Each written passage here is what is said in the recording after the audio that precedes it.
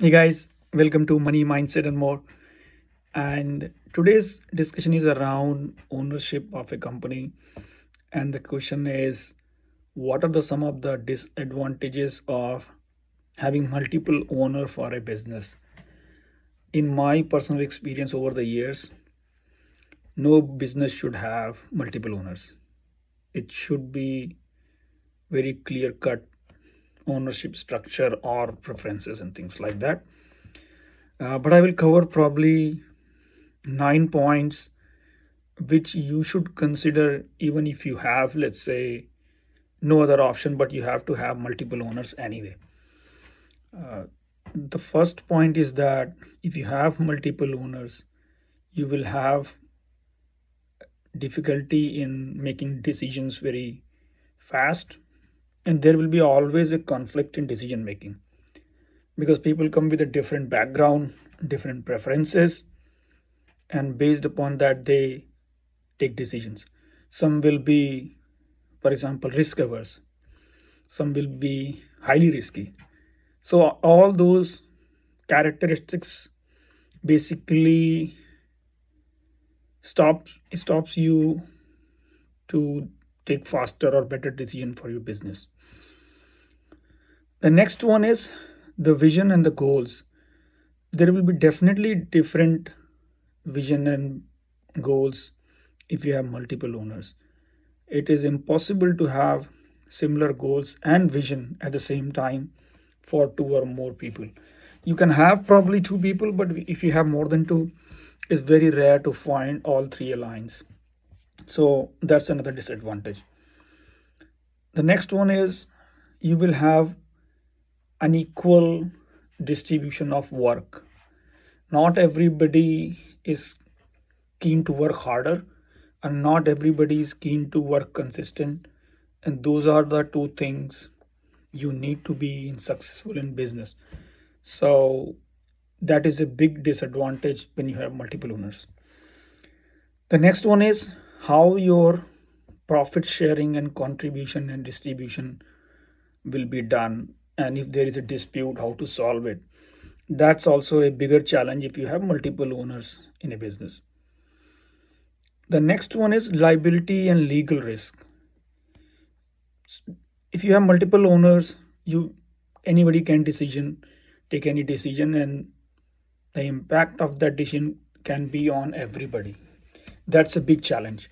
So you have to see how you can mitigate that risk by limiting it by roles and responsibilities. For example, somebody who is responsible for finance cannot take decision on marketing and vice versa and things like that.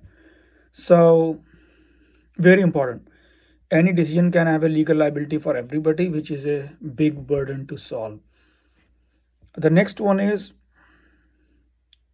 if you have multiple owners, there will be always challenge of being power struggle rather than collaboration.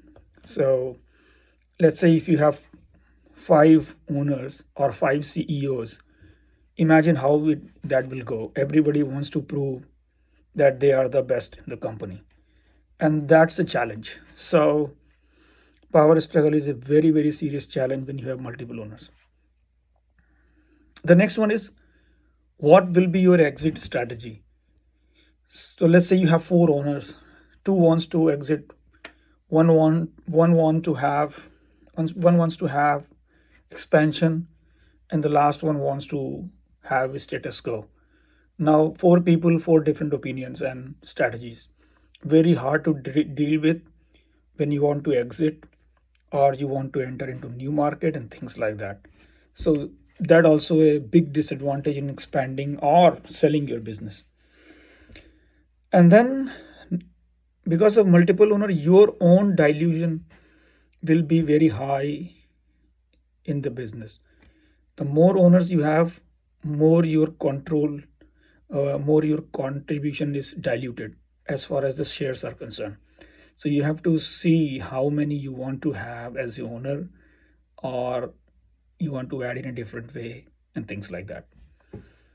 And the last one will be if you have multiple owners, you will have challenge in raising funds because investors want clear cut decision making process and who will take the decision. That is a fundamental. I made a video on how you should have a distribution of shares between the founders, and I always recommend having a different structure of distribution of shares rather than just giving 50-50 or 25 each if you are four people. So that is also a big concern, big challenge if you have multiple owners. So yeah, these are the 9 parameters I would say you can definitely look into that. And I will not recommend multiple owners personally, based upon my experience. So again, I will summarize: decision making conflicts, difference in vision and goals, unequal workload, profit sharing dispute, liability of and legal risk, potential for power struggle, exit strategy, dilution of your own shares and stake, and the last one is challenge in raising funds. So these are the parameters. If you can address those, then you might have multiple owners. But in my experience, it's very hard to do it. So, yep. Let me know if you have any other thoughts, questions. Happy to answer. And please like, share, and subscribe. Thanks. Take care.